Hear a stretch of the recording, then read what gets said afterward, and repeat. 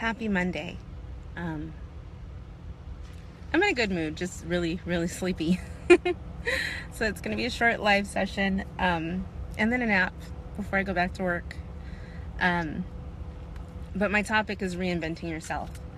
I had gone to a leadership course in July, and I met this amazing, amazing Spitfire woman. She was beautiful and smart, and she was a biologist. She has a degree in biology.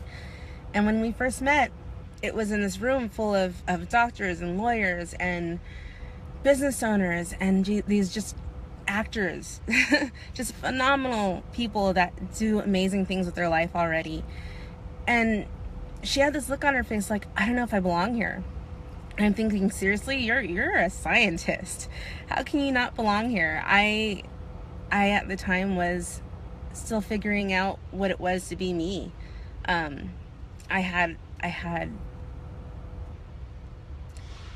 had been newly hired at the job I'm at now.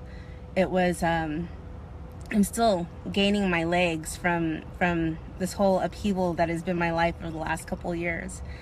And this woman, as brilliant and phenomenal as she is, hi Armand, she had this doubt, this feeling of, I don't know if I belong here. And I'm thinking, you're a scientist. Of course you belong here. You're a woman. You belong here. You're smart and beautiful and brave, and you're here doing the uncomfortable. You belong here. I saw her last night again, and she had finished the third part of this leadership course, and she embodied everything that I saw in her already. She embodied this powerful, brave leader. And she went from, yeah, I'm a scientist, I don't know if I belong here, to, hot damn, I'm going to med school. And it just inspired my moment, this moment of, it's not too late to reinvent yourself. Whether you are going through a divorce, whether you're starting a new career at nearly 40, that would be me. Whether you wake up one day and you realize my relationships all suck, you get to start over. That can mean taking classes to better yourself. That can mean, I suck at this friendship thing, let me make deeper connections. That can mean, my friends all suck, find new ones.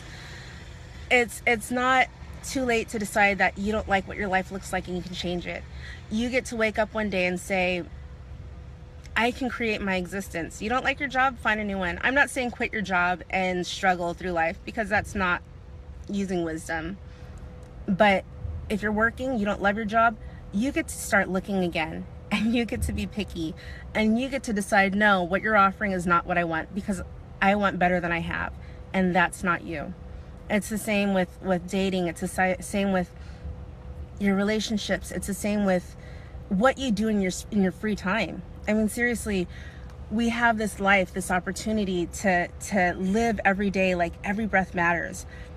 And I had another friend, and she was encouraged by the fact that I get everywhere on my weekends, because that's important to me. My brother-in-law once said that I was like a 20-year jailbird. I'd finally gotten free, and I just want to experience everything. And he's not wrong. I do. I want to go. I want to be. I want to see. I want to do. And that means I'm going hiking. That means I'm exploring places I haven't been before. But there's no reason why you can't do that. There's no reason why you can't decide, I want to see the next museum. I want to go hiking. I want to see what those tide pools in Malibu or San Pedro look like. Because you know what? They're fun. You can hike down to them. You probably shouldn't, because there's signs saying not to. But I've done it, and the reward was huge. And it was me stepping out of my comfort zone, me stepping out of what I've done all this time, and deciding I don't have to keep doing that. It's knowing that I love some certain friends, and certain friendships are always going to be close. But being around them didn't make me want to be better and do better. Being around them made me want to sit in where I was. And I can encourage them, but not at the cost to my happiness, not at the cost to where I want to be. So I give what I can in portions, always making sure that I portion out what I need first. And that's my encouragement, is to look at your life. If there's something that you don't love, why are you still doing it? If there's something that doesn't make you feel better about the existence you get to live, change it. Change it. There's nothing that says that we have to stay where we are for as long as we have, other than the fact that we've already done it and it doesn't make us happy. So clearly it's not working. I challenge you. Take a very, very close look at your life. See the parts that make you feel amazing. Hold on to them. Make them grow. And the parts that don't feel amazing, the parts that stress you out, the parts that make you wonder, why am I doing this? Find a way to change that. Either stop doing it, redirect how you're doing it, find other people to do it with, or learn to love your own company. A really, really great, amazing friend of mine from high school once said, honey, if you can't stand your own company, I really feel sorry for you. And that made me really appreciate being alone. If you can appreciate who you are when you're on your own, you'll never be bored. You'll never feel like you need to do something, you need to be somewhere. You can be content in your own skin. But you have to find what's amazing about you. You have to find what's special about you. Latch on to it, hold on to it, own it, because that's you. No one can take that, no one can borrow that. You know, my education, going to school, it was something I had to fight for.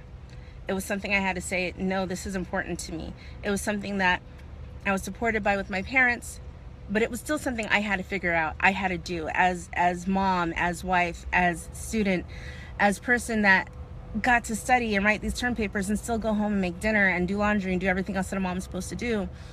I had to figure it out. But that was important to me, because once you get your education, once you get that degree, no one can take it. I mean, name change is happening, and I get to go to the school that I went to and graduated from and change my name on those degrees, because those are mine and no one can take them. Do what's important to you.